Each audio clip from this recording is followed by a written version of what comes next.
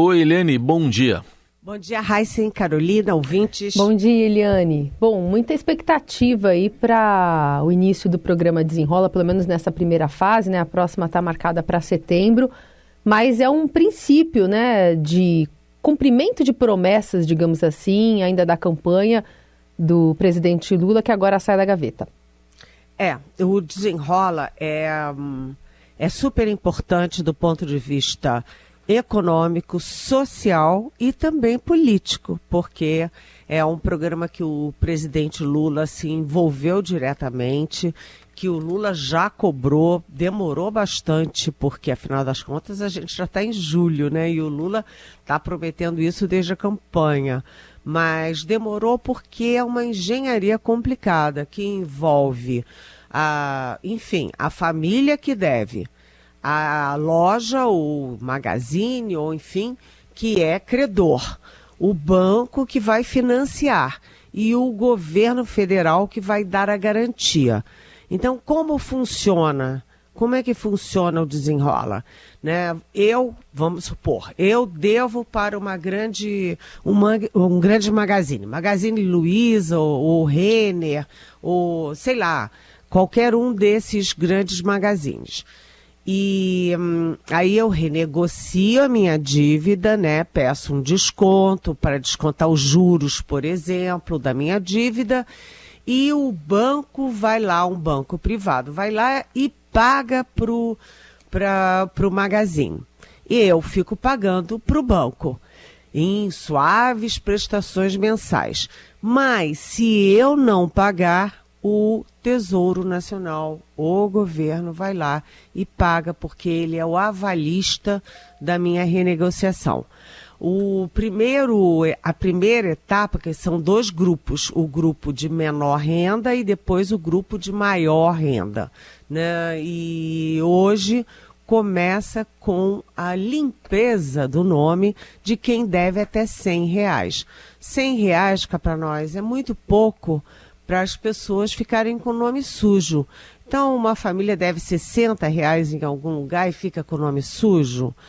Com o nome sujo, ela não consegue contratar créditos, não consegue comprar nada à prestação, sabe? Dificulta muito a vida dessa família. Então, a primeira etapa, que começa hoje, negativa, aquela família que está com o nome sujo nas redes, né? No Serasa, etc. Mas atenção, negativar a dívida burocraticamente, ou seja, limpar o nome, não significa apagar a dívida, não significa perdão da dívida. Então, a pessoa passa a ficar com o nome limpo, mas continua devedora e continua com a obrigação de renegociar essa dívida, por menor que ela seja. Você renegocia e paga, porque se você não renegociar e não pagar, o nome vai voltar a ficar sujo. Então, é um programa que é uma engenharia complexa, mas que é importante. Por que eu falei que é importante do ponto de vista social, econômico e político? Social, porque as famílias recuperam a capacidade de adquirir crédito, de fazer compras em crediário. Segundo, é bom para o credor, porque hoje as chances de recuperar esse dinheiro com esses juros altos, etc., é muito pequena. E o credor passa a ter maior chance de recuperar o seu dinheiro. E terceiro, atenção, é bom para o Lula, porque o Lula, do ponto de vista de popularidade, o Lula investiu, os primeiros meses, ele investiu muito na base da pirâmide, com os programas sociais de volta, né? O Bolsa Família robustecido, o merenda escolar, o farmácia popular, enfim, e tudo isso para baixíssima renda. E agora ele investe também nas rendas um pouco maiores, a partir de 2 salários mínimos, que foi uma faixa que não votou maciçamente no Lula, né? Então, ele vai também entrando numa faixa acima e aumentando as faixas em que ele pode crescer em popularidade.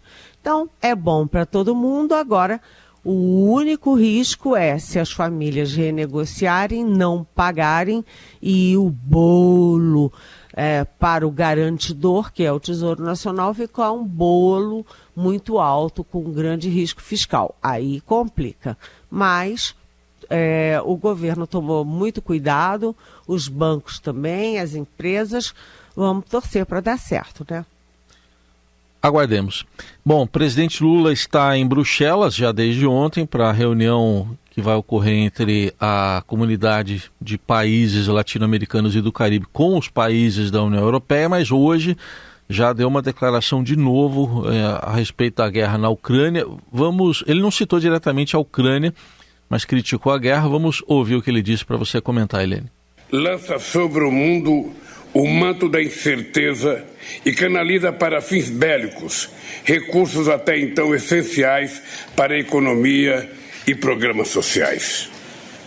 A corrida armamentista dificulta ainda mais o enfrentamento da mudança do clima. E aí, Helene, como é que você vê esses primeiros momentos de Lula lá na Bélgica? Pois é, o Lula já começa criando polêmica, porque ele critica essa corrida armamentista, com o qual, né, é uma postura que todos nós concordamos. Claro que corrida armamentista é sempre ruim, porque armas matam. Mas, neste caso específico, o Lula estava fazendo uma crítica, sem citar, mas fazendo uma crítica direta aos Estados Unidos e à Europa, que estão fornecendo armas para a Ucrânia.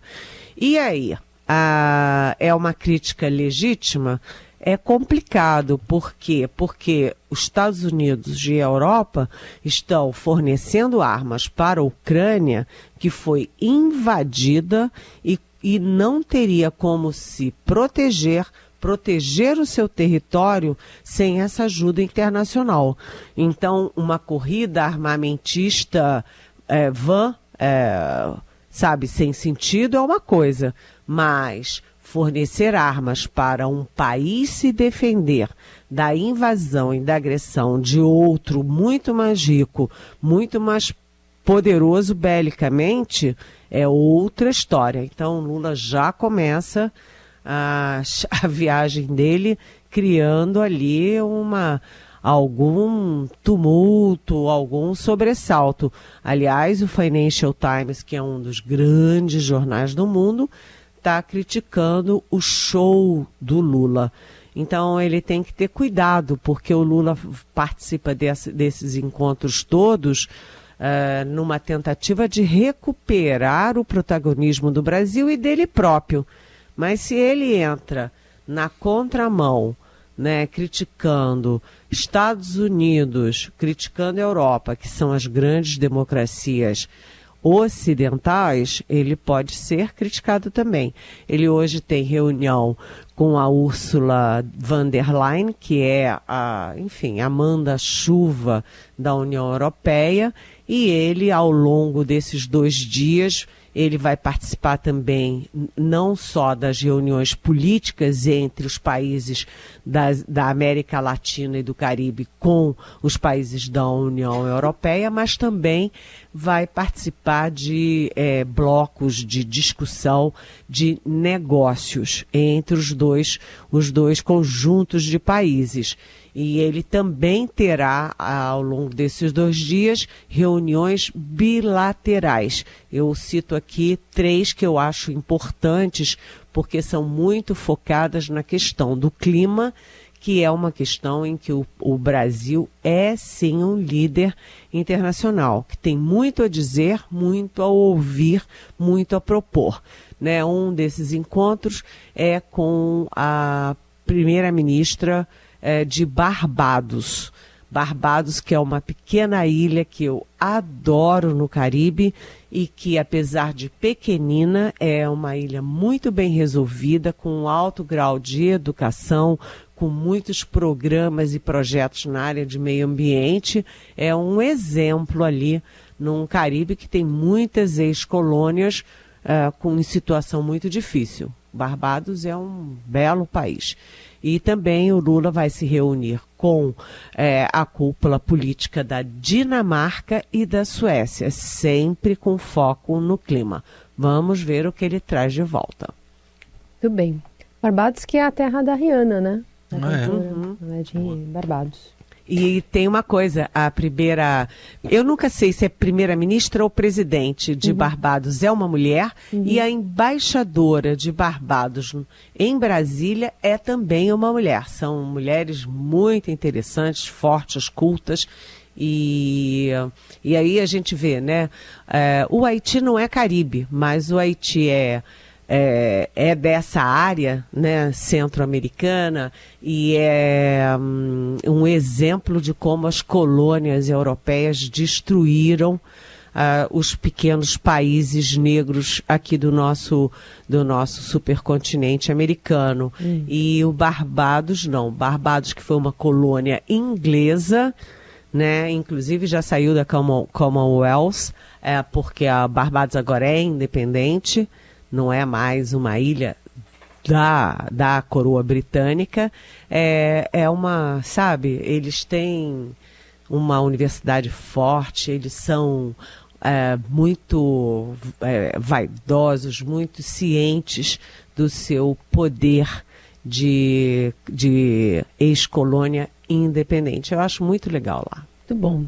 A gente fala agora sobre a confusão gerada na área de embarque do aeroporto de Roma, palco na última sexta-feira de cenas de intolerância. Depois de uma palestra na Universidade de Siena, o ministro Alexandre de Moraes, do Supremo, aguardava seu voo de volta para o Brasil quando foi ofendido verbalmente por um grupo de brasileiros, o chamando de bandido, comunista e comprado. E aí, essas pessoas, elas já foram ouvidas, ou parte delas, né? Alexandre Barsi de Moraes, filho do magistrado, saiu em defesa do pai, mas acabou sendo empurrado e levando um tapa nos óculos. A confusão só terminou após a intervenção de outras pessoas que assistiram a essa cena. E aí 3 pessoas de uma mesma família estariam envolvidas. Uma dessas pessoas já foi ouvida pela Polícia Federal.